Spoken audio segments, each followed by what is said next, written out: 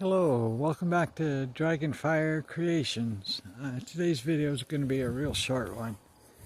In my first video, I showed you a home-built metal press, power hammer, whatever, and I promised when I get it, the shop cleaned up, I would fire it up. You're going to want to turn your volume down, but this is the contraption. I make hinges and nails and whatnot, little things out of it. It's not good for big metal things. Anyway, ready? Here we go.